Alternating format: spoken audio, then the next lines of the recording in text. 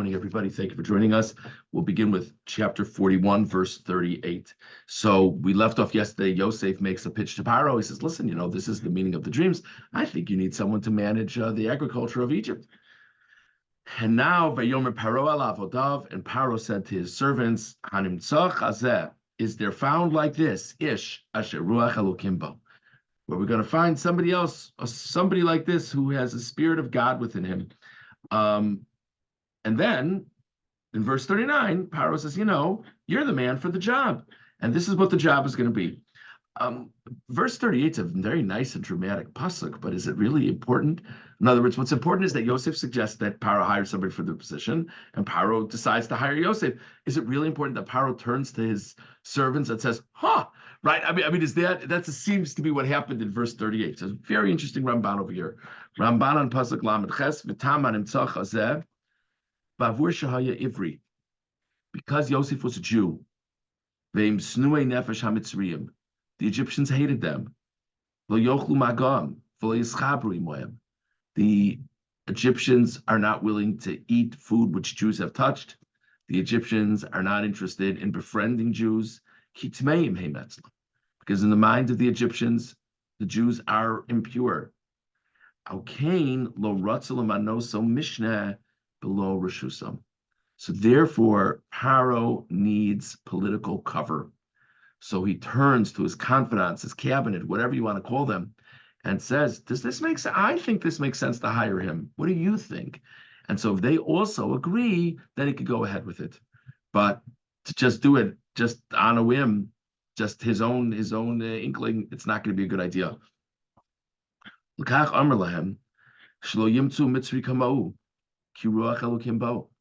Therefore he said, we're not going to find, there's not an Egyptian comparable to him. So that's what Paro was saying. Paro was saying, is there anyone else like him? Because the reason there's no one else like him is because he's got a spirit of God in him. So that's why I really would rather not hire a Jew, but there's no Egyptian who's comparable in this regard. The Achrei Shahodu, Amar Yosef Achrei Odeo Lokim Oscha Es Kozos, Kimi Asher Ya Pisron Tov V'Nacham Beinei Paro Beinei Avodav, Heveinem Ki Luba Kfar HaKol Kasher Pasar Lahem. So therefore, once there's no objection, then he goes on to invite Yosef to do it. It's so interesting because he says, after God has told you all this, no one is wise like you. Maybe you should find out if he's right. But in other words, it's fascinating. Paro was so impressed by the explanation that Yosef gives that he's sure he's right. And of course he was. Very interesting. It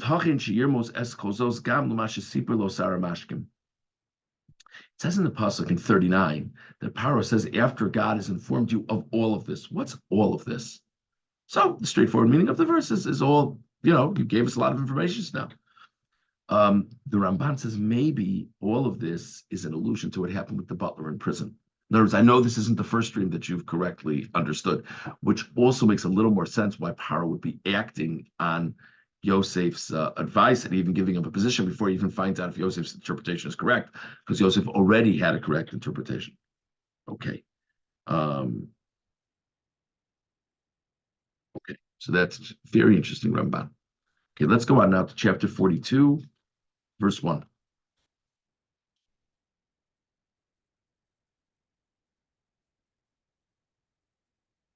Meanwhile, back in Israel, I should actually, if we start with verse 57 from chapter 41, the last pasuk of the previous chapter, and all the people in the region came to Egypt to purchase from Yosef, to purchase food from Yosef, because throughout the region there was a very strong and harsh famine. So now verse 1. Yaakov saw that there's food in Egypt. Vayomer Yaakov lefanav, Yaakov said to his sons, Lama Tisra'u. Very interesting pasuk. Lama Tisra'u seems to mean, why should you appear? That's what it seems the word is. What is he saying to them? What is his point? So let's see the Ramban. Ramban and pasuk Aleph. Lama Tisra'u. So he starts off by citing Rashi. Al taru atzvechem sveim lifnei bnei Yishmael uvnei Esav. Ba'osa shah adayin oiselem tvua. Okay, so the first pshat that Rashi says actually assumes that they still had food in Israel, or at least Yaakov's family still had food. And so he says to them, my gosh, the descendants of Esav and Yishmael are going to see that you have it well off, that we're doing fine. Why are you advertising that to them? Act like everybody else. Everybody else is going to Egypt to get food. We should do that too, even though we have what we need. That's the first pshat Rashi says. Second pshat that Rashi says is, why do you appear so famished? In other words, gosh, it looks like you haven't eaten much. We need to get food. So two very different ideas from Rashi. Ramban really doesn't like the second pshat. Umasha Omer, skipping a few lines, Al Taru Atzvachem Sveim Vnei Yishmael Vnei Esav Lo Avinosi. And regarding the first pshat of Rashi, the Ramban says, I don't know what he's talking about. She'ein Bnei Yishmael Vnei Esav Ato Beretz Canaan. Oy vey, what will the descendants of Yishmael and Esav say when they see that you're not going to get food like everybody else? It says Ramban, the descendants of Yishmael and Esav don't live in Israel. What are we talking about? If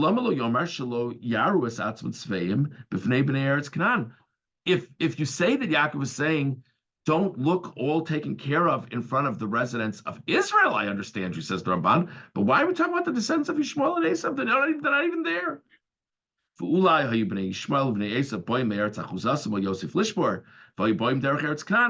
Maybe people from faraway lands were coming, including the descendants of Yishmael and Esav, and they would pass through the land of Israel to get to Egypt. So he says, gosh, there's all these descendants of Yishmael and Esav who keep on passing by, and we're here, and we're not going anywhere, and it makes it look like we're doing just fine, which we are. Excuse me. Maybe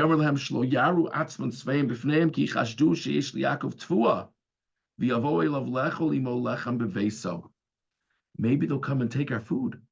These people are traveling from who knows where to get food from the Egyptians, to buy food from Yosef. If we make it too obvious that we've got everything we need, maybe they'll decide that they'll just pressure us to give them food. We don't want that. He's hiram lios nishmarim b'ma'at asher b'yadam v'sheyelchu liknos b'menu shlo yamusu kasher yitom halechem asher b'yadam. This is a very interesting pshat. So the Ramban says, here's the problem. The Ramban says they have food right now, but they don't have a lot of food. And if they're not going down, then the people who are going down or passing through Israel to get to Egypt are going to see it. Why should we schlep to Egypt? We'll just take these people's food. And then we will run out. So let's go get food like everybody else. But the Ramban says, what I really think the pshat is lama tisra'u b'makom hazeh. Why are you appearing in this place? Ki alochem lisa miyad kasher shematem she'yeshevim mitzrayim. You should have gone immediately. I don't know what you're waiting for. Get going. We're all on the verge of starvation. So the Ramban cites Rashi, who says, kind of, if everyone else is running all over to get food, we should be doing that too. Second pshat is, gosh, you look famished. Let's get some food. And now the Ramban says what he really thinks the pshat is. He turns to, why do I see you here? We need food too. Why aren't you going? Let's see the Sforno on Pasuk Aleph, Lama Tisra'u. I thought this was a really interesting pshat. Lama tabitu zeh zeh. Why do you keep on looking at each other? Kol echad became mitzapa she'elek chavero v'yasur. Each of you is like looking at the other to figure out which one is going to go. This is not a time to figure out who's going to go. Just go. You should all go. I don't know why you're staring at each other trying to figure out who's going to lead the delegation. Just go. Which, of course, I think we can all relate to that. How many times are there great needs? And it feels like that story, right? The world powers trying to figure out what the shape of the table would be at the meeting, when a major world crisis was going on. Just go. Stop staring at each other. Okay. So they go down to Egypt. They, of course, don't have the faintest idea that their brother, who they left for dead, who they left to be a slave in Egypt, who knows whatever happened to him. They don't have the faintest imagination that their brother is going to be the viceroy of Egypt. But they go down. Everyone except Binyamin. Binyamin is the youngest. He stayed back with Yaakov. Verse 8. Vayakir Yosef es Echav. Yosef recognized his brothers, Vehem lo hikiru, and they did not recognize him. So he goes on with a whole charade. He accuses them of being liars, etc. Let's see the Ramban on Pasuk Ches. You ever wonder why they didn't recognize Yosef? Why is it Yosef recognizes them and they don't recognize him? Ramban on Pasuk Ches. Vehem lo hikiruhu. Yomar shelo hikiruhu klal. The pshat is they don't recognize him at all. It's actually very interesting. In verse 7, it also said that Yosef saw his brothers and recognized them, and then he acted like a stranger to them, like he kind of disguised himself a little bit. The Ramban said in the previous passage, kind of tilted his hat in a different way to cover more of his face. But then it became abundantly clear to him they didn't have the faintest idea who he was. There wasn't even any recognition in their eyes, any glimmer. So he realized he didn't have to put on an act. There's no reason in the world they'll think it's him. The Amar Rabbi saying about Tamakar, why is it that he was able to recognize them? So the Gemara says, because when Yosef was separated from them, they had beards. Vehem lo hikiru, and they didn't recognize him. He didn't have a beard when they got separated. So a beard makes a big difference. So they more or less look the same as he last left them, and he looks very different because the beard looks totally changes the look. Says the Ramban, it's very difficult. Yisachar and Zvulun are not that much older than Yosef. So why is it so easy? Likely, do they have a full beard? If they have a full beard, why doesn't he have a full beard? If they don't have a full beard, how does he recognize them, etc.? So the Ramban says it was association. In other words, he realizes his brothers are here. He realizes his brothers are here because the older brothers look more or less the same. Then, once you know that your brothers are around, then with a beard, without a beard, you can recognize them. He assumed they would be coming one of these days. So, you know how it is when there's some relative who's coming to town, you have an eye out for them. So they might not look exactly the same, but you were expecting them, so you can see it. They didn't recognize him. And of course, did not dawn on them that the person they sold as a slave would now be the primary provider for the land.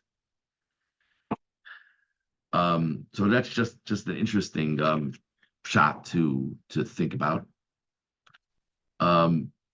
Verse 9.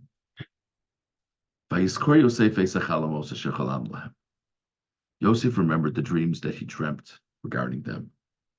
So after remembering the dreams, he said to them, "You're spies. You